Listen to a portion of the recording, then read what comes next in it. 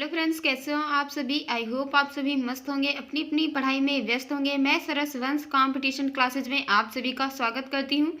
Friends, हम लोग प्रागैतिहासिक कला के अंतर्गत जो हमारा टॉपिक था साहित्य में चित्रकला, वह पढ़ रहे थे।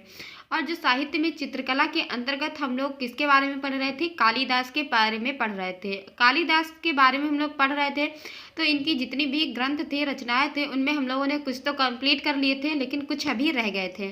तो जो हमारे ग्रंथ और रचनाएं रह गई थी, आज हम लोग उसी को कंटिन्यू रखते हुए आगे बढ़ाते हैं। और जो हमारा अगला ग्रंथ है, जो कि नाट्य ग्रंथ है, मालविका अग्निमित्रम, उसके बारे में डिस्कस करेंगे।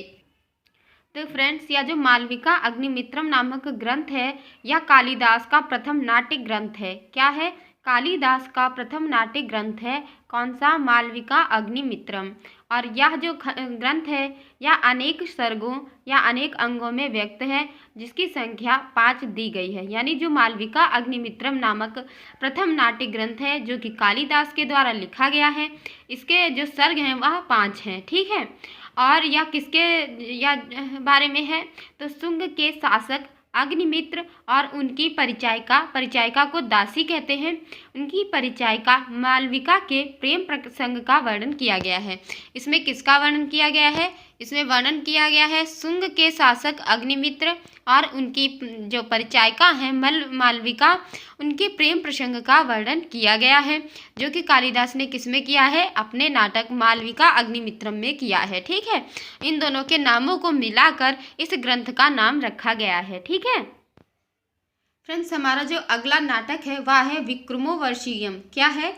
विक्रमोर्वशीयम, जो कि कालिदास के द्वारा लिखा गया एक नाटक है, और यह भी 5 सर्गों में विभाजित है।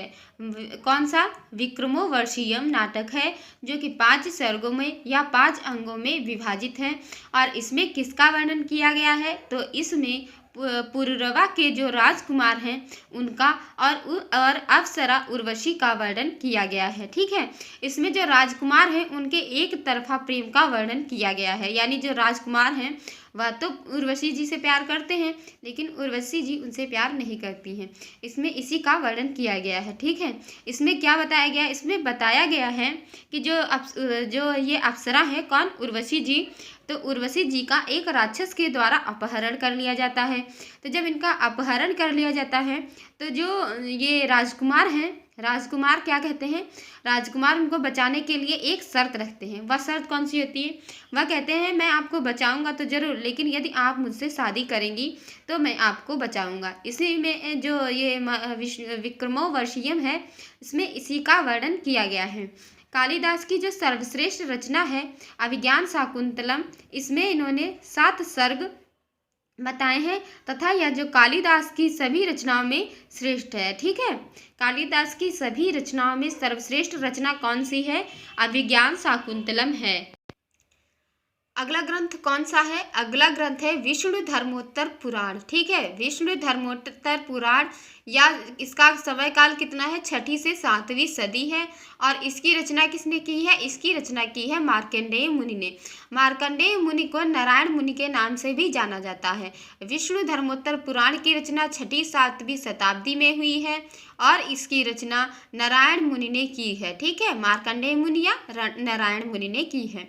बात करें सर्वप्रथम अंग्रेजी अनुवाद किसने किया है? किसका? विष्णु धर्मोत्तर पुराण का। तो जो विष्णु धर्मोत्तर पुराण है, इसका सर्वप्रथम अंग्रेजी अनुवाद किया है स्टेला क्रैमरिस ने। किसने? स्टेला क्रैमरिस ने।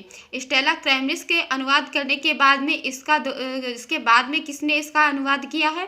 तो आनंद कुमार स्वामी ने विष्णु धर्मोत्तर पुराण का जो अनुवाद है वह किया है।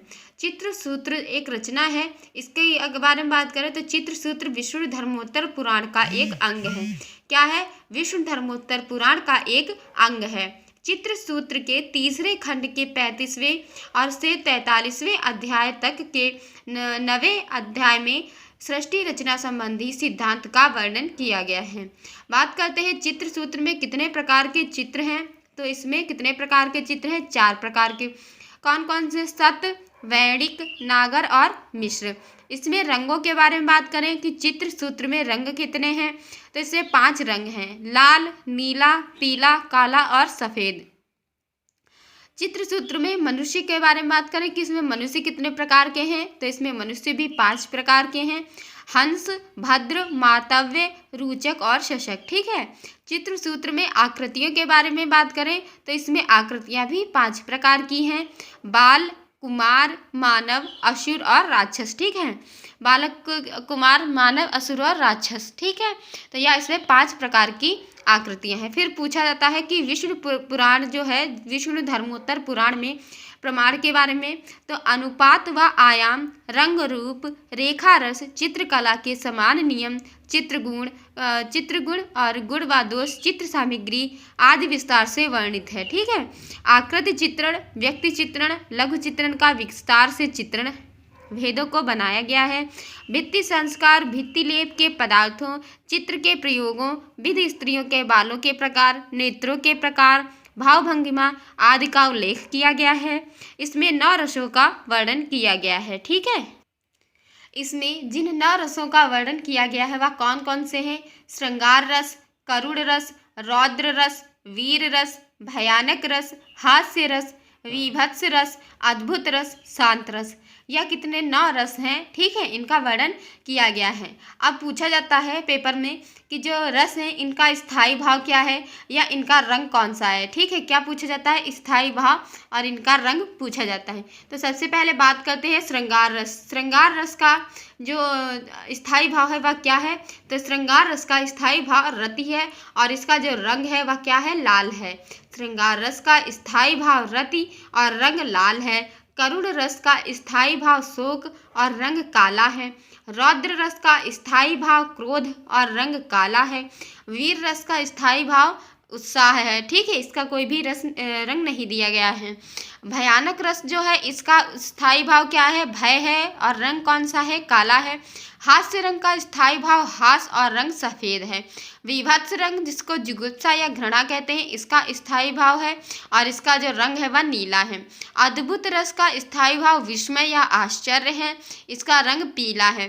शांत रस का जो स्थायी भाव है वह निर्वेद है और इसका रंग सफ़ेद है। ठीक है। अगला जो हमारे रचना है वह है कादम्बरी। कादम्बरी की रचना किसने की है? तो कादम्बरी की रचना बाणभट्ट ने की है। किसने की है? बाणभट्ट ने की है।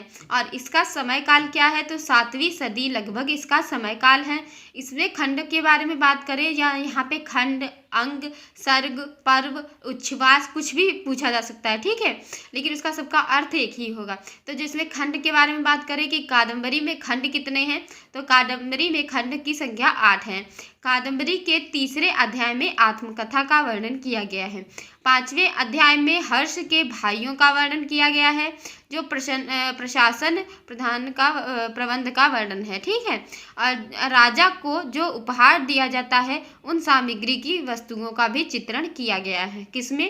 कादम्बरी में। परलोक से संबंधित चित्र दिखाकर पैसे कमाए जाते हैं, ऐसा इसमें बताया गया है। किसमें? कादम्बरी में। अगला है 10 कुमार चरितम जो कि पल्लव वंश के शासकों द्वारा शासनकाल में हुआ है रचना इसकी, और इसके रचनाकार हैं महाकवि दंडी। पूछा जाता है 10 कुमार चरित्रम के रचनाकार कौन है? 10 कुमार चरित्रम के रचनाकार दंडी हैं। ठीक है। इसका समय काल पूछा जाए तो 7 से 8वीं सदी इसका समय काल है। और यह जो कथा है वह किसके चरित्र चित्रण किया गया है? तो बिहार पाटिलपुत्र के राजा जो पाटिलपुत्र है इसके राजा और इनके 10 पुत्रों का वर्णन इसी 10 कुमार चरित्रम में किया गया है। इसमें दंडी ने यह बताया है कि राजकुमारों को कला का ज्ञान होना आवश्यक है। राजकुमार उपहार वर्मा आत्मचित्र बनाते थे। पूछा जाए कौन से राजकुमार चित्र बनाते थे? तो राजकुमार उपहार वर्मा थे जो कि चित्र बनाते थे। अगला हमारा जो है रचना वह है तिलक मंजरी। तिलक मंजरी का अगर समय काल पूछे तो 10वीं सदी और रचनाकार पूछे तो धनपाल हैं। ठीक है। तिलक मंजरी के रचनाकार धनपाल हैं। इसमें कला से संबंधित 3 शब्दावलियों का प्रयोग किया गया है।